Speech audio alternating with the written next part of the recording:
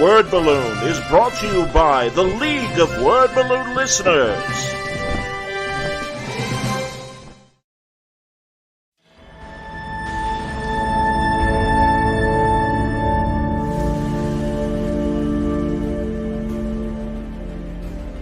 For artists that want to follow a realistic style, I don't know that you necessarily have to overthink about an influence like me or any other painter who does realism.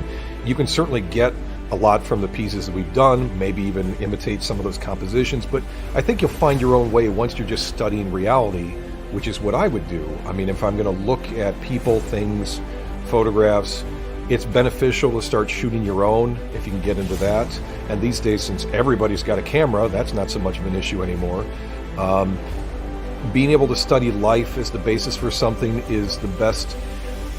I had the longest problem of thinking I needed to have everybody and every element be perfect before I could use it as a reference source. And so it took me a long time to realize how flexible the basis of the human form is. I've posed for myself on loads of paintings where now I guess I'm called out by some people online. It's a process of getting your mind comfortable with what you're building off of. And at a certain point, I would say accept that you're going to feel like you're not seeing it until you've seen it. You know, that maybe you do need to have a thing look like a thing exactly before you're painting from it.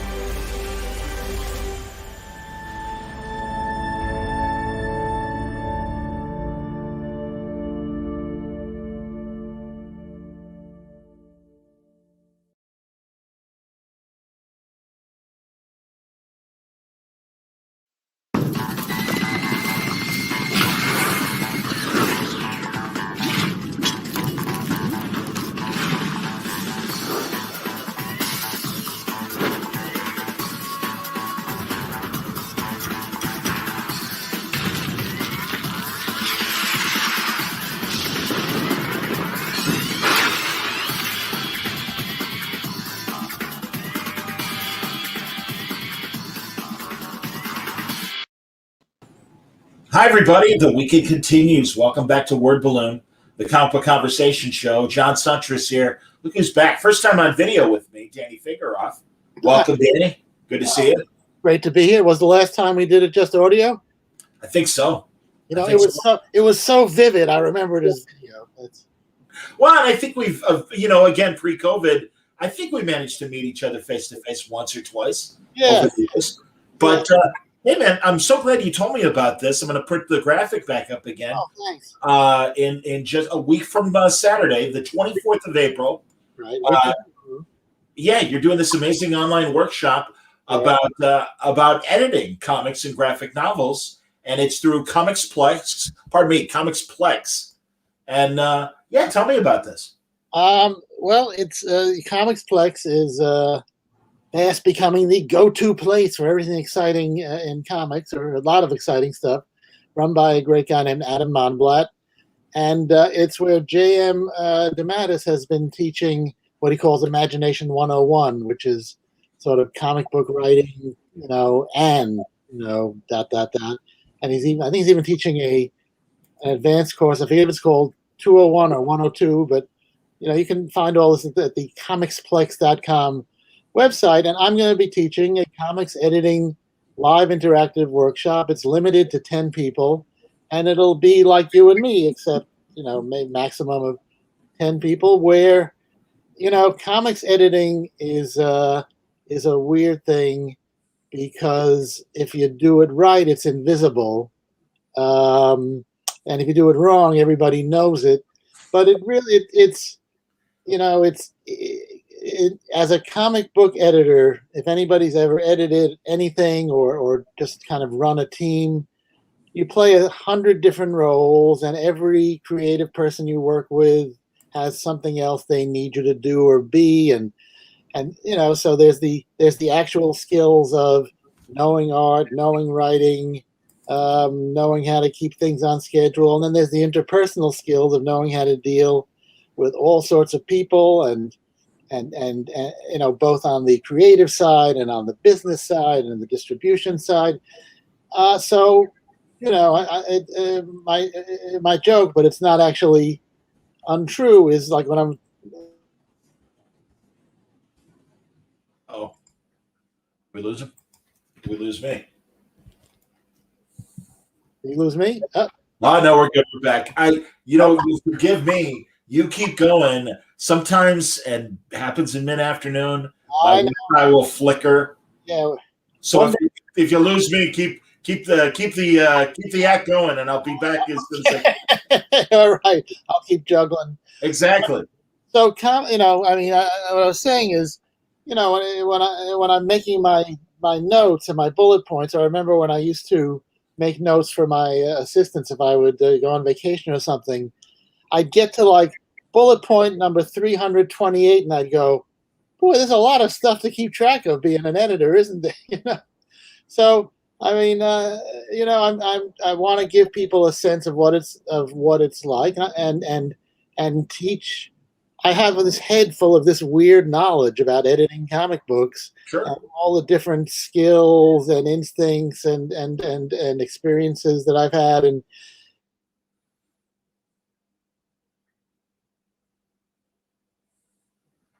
people, I can't see me. Can you see me? Now I can't. You were frozen for a second, so we lost you for a second. All right. But Well, continue your thought. it's what you need. The course will entail what I think is useful and important and fun to know about working with creative people, putting together a team, and putting out comic books, whether it be for a corporate titan like Marvel or DC, or a smaller publisher, or something you want to do yourself with a bunch of friends and fund on Kickstarter, or fund out of your excuse me, No or problem, man. or fund out of your. Nobody ever calls my landline, of course, until That's all right, man. Real life. Yeah. No, I'm glad because I agree with what you're saying, and especially at the creator-owned level of whether you're putting it out online or doing a physical comic without, the help of any publisher and stuff. God, all the top writers and artists that I know that are doing creator-owned stuff will still hire James Lucas Jones or Will Dennis just to name two great editors and stuff to oversee their stuff. And I get it. Look, everybody needs another pair of eyes to look at the thing, and I mean, and then, especially if it's creator owned, then you can decide whether or not you want to take that person's advice. That they it's a little different, or it's a lot different, say in a Marvel DC kind of situation where the editor represents the company and the consistency and integrity of the character, but of course the writer or artist always has the option of walking. So there's a lot of different, but you don't want obviously you don't want that to happen. So there's a lot of different things to balance and know and. I kind of pompously have been saying in promoting this course that it's kind of a lesson in life and interpersonal relationships, because that's what editing really is. So, so there's a lot to know and a lot to learn, and just a lot of insights you can get about other people and yourself.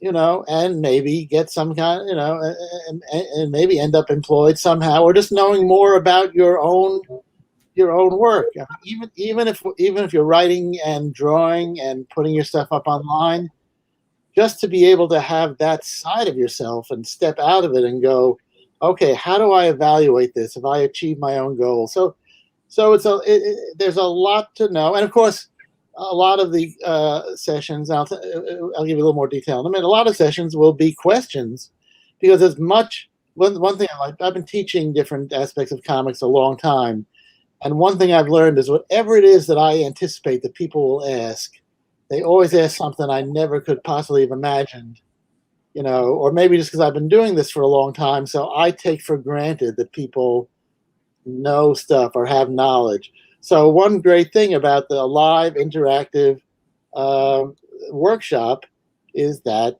if you have a question, if we're not making something clear, or if there's some situation you're in, you'll be able to bring it up. So It's a 2 weekend. It's a total of 10 hours, 2.5 hours each this coming Saturday and Sunday, the 24th and 25th of April, then 2.5 hours each day of the 1st and 2nd of May. I think it's 1 o'clock Eastern time, but it's the internet. So I was just actually talking to, I was supposed to do an interview with people from India this morning when it was 9 o'clock in the morning for me, but 6:30 for them. I still can't figure that out.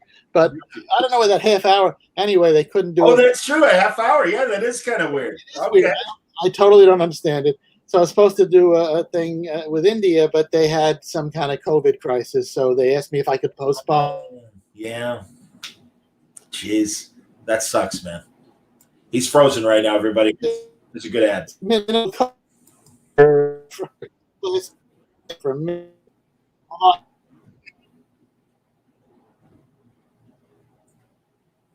Poor Dan. Hours.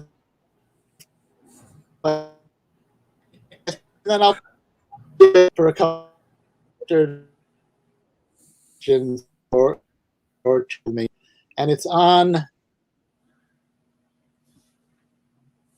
Just making sure that my Wi-Fi is okay, everybody. You know, Danny and I'll struggle for another 5 minutes. If he continues to have connection problems, we'll either have him maybe if he just pops out for a second, and there we go. See, he just did it, so maybe he's reading my mind. But we'll get Danny back. We're going to talk about Danny's biography of Stan Lee as well. Danny is also going to be involved with Ithacon. He's recording something for their Lost Stan Lee tapes. So we're going to talk about that as well. Let's see if Danny's connection is a little bit better now. There you go. What were you talking about? I was just telling everybody that I was giving all your dirty secrets up. No. I was letting them know that we're going to likely talk about your biography of Stan Lee and also your cooperation with Ithaca College and what they're doing on the 24th as well with Ithacon. And they're going to be presenting that Stan lecture that he did at Ithaca College back in the 70s. So that's going to be fun to talk about. But back to the subject of editing. Hopefully our connection is okay. And Danny, we keep still having trouble with the connection. We can figure out maybe either a time this weekend or on Monday or something, where maybe in the afternoon on Monday, and we can. I don't know if it's you or me. It could be both of us. Right now, it seems like it's working. Looks like it's working, so we might be okay. Where do we end up? Well, you were just explaining, and here Nerdette is here. You were just explaining everything as far as the seminars being 2.5 hours on the 24th and 25th, and then the following weekend. Total 10 hours. As I say, I'll be available for a couple of weeks after for questions or things you want to run by me. Cool. So you can find out more details at the comicsplex.com website, comixplex.com. And there's still some seats left, and I would love to, I would love to have, curious, interested, excited people, and if you can stump me with questions and problems, all the better, because I can always learn something too. I always learn something when I'm teaching.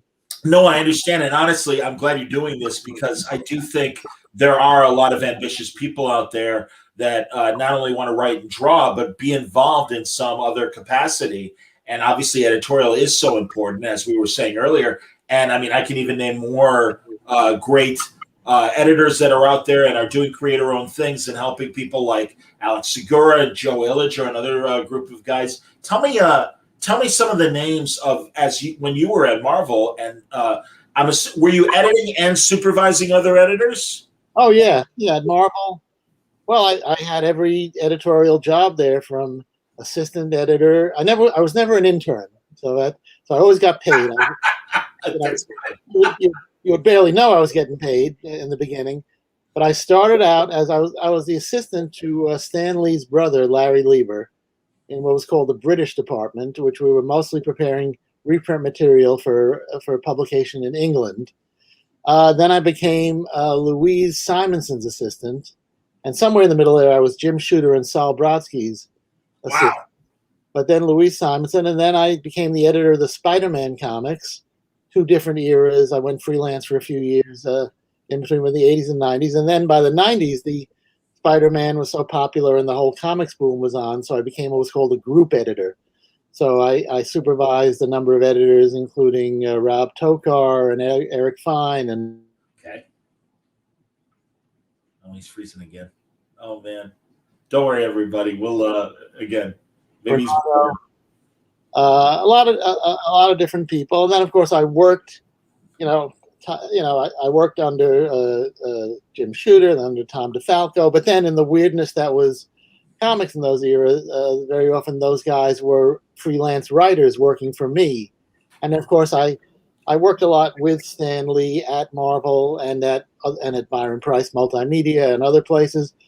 So I was Stan Lee's editor, which was totally unreal. And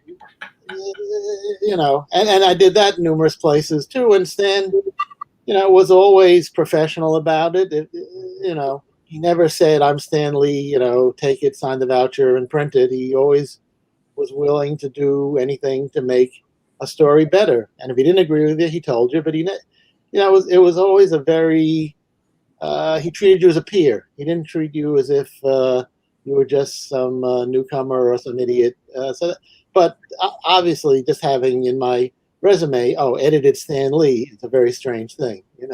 I understand, and also maybe deep down, knowing his own background when he was Joe Simon and Jack Kirby's assistant in his early days at Timely, that he could relate to. All right, I'm working for somebody younger than in this case, Right. That an editor that used to be one of the support people at Marvel, and now he's editing me. So maybe treated you with the right respect. Well, and I think he liked. I mean, like every writer, I think he had a certain amount of insecurity. So, Sure. he liked having somebody backstop him. He liked, because I think the thing that he always said that he liked the least about writing was how lonely it was. So I think Stan, obviously Stan at any point could have, gone on and just become some kind of a freelance consultant or writer or retired, God forbid. But he liked working with people. He liked that interaction, with artists, with editors, with other storytellers. Understood. Yeah.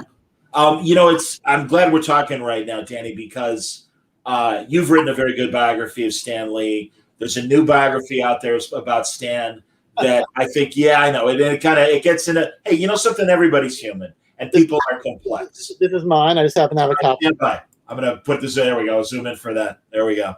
Wait, let me see. Okay, it's called The Marvelous Life, The Amazing Story of Stan Lee. It's out in paperback. Now, this is the hardcover, but it's out in paperback. And I did the audiobook, which was kind of a trip. Oh, you narrated your own book? I did my own book. That's great. Hey, man, who better? That's fantastic. Wonderful. It was educational, and people seemed to like it. But it did, I used to think of myself. I'm a native Manhattanite, so I always thought of myself as, suave and sophisticated, or not. But I didn't think I had a classic New York accent. But when people, compliment me on the book, on the audio book, they say, "It's great, and the best thing is you really have that New York accent." I went, "Oh no, I thought I was so suave and worldly, but apparently I have a New York accent like everybody else." Hey man, I slip into my Chicago accent. Okay, please. But no, that's great. And again, there's absolute authenticity. It is a New York story. Absolutely, it should be that way. So, again, and I don't expect you to comment specifically about the new book, but I have to obviously acknowledge Stan's final years and how tough they were. Now, when did you write your book? I wrote my book. My book was actually the first book to come out, the first major biography to come out after his death. I wrote it while he was alive, and I interviewed, dozens of people, but I did 2 lengthy interviews with Stan. Although it's not an authorized book. It's not authorized by Stan or Marvel. It's completely independent. Okay. Published by St. Martin's Press. And he originally, when I told him I had signed the deal with the publisher, he said, "Oh, that's great, congratulations, but I don't want to be interviewed. I've been interviewed too much."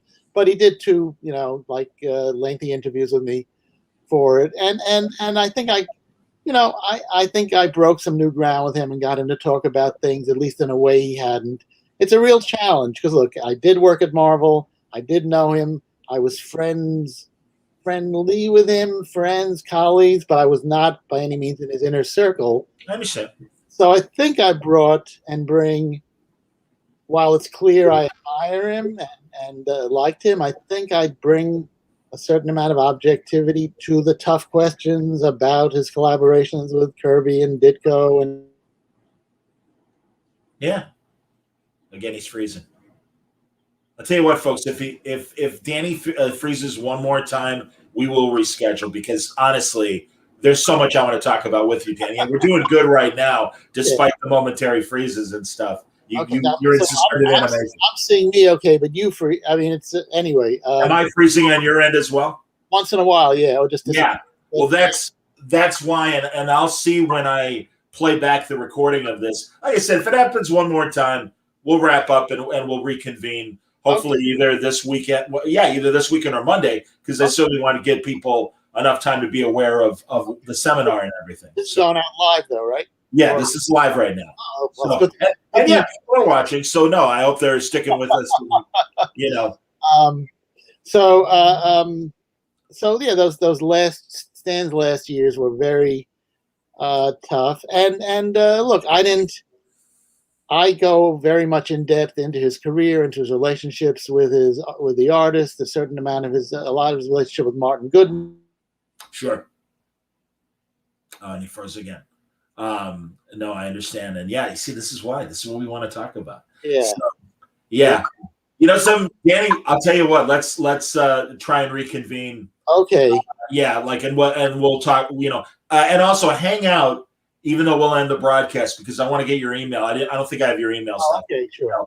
But I will, for the purposes of right now, remind everybody we are going to talk again. We'll make sure that we have a decent connection. But in the meantime, this is the course at comicsplex.com, live online workshops. Learn how you can edit great comics with graphic novels with Danny Fingeroth.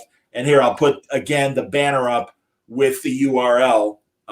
There it is, network.comicsplex.com. So, and also check out JM's writing course a month later. There's some really interesting stuff happening there. So we want to talk about that. And we really do, man. I want to get into your Marvel years. And you were there, you know, again, you were working at a really interesting time with the ups and downs of Marvel. Oh, yeah. So, you know, yeah, to say the least and everything. And I mean, yeah. So yeah, I'll hang out backstage with me and and we'll get information. We'll figure this out. Email me at danny@dannyfingeroth.com. Okay, man. All right, very good. Hold on one second because I still want to talk to you for a final note. Danny Fingeroth, everybody. All right, I promise we will reconvene. We will do this properly and you know figure out a stronger connection. We'll make it happen, I promise, because there's a lot to talk about with Danny Fingeroth. Thanks a lot for watching. I will be back on Monday with brand new Word Balloon Lives. Maybe with Danny in the meantime on Saturday or Sunday or Monday. We'll see what his schedule looks like. Until then, stay safe, stay happy.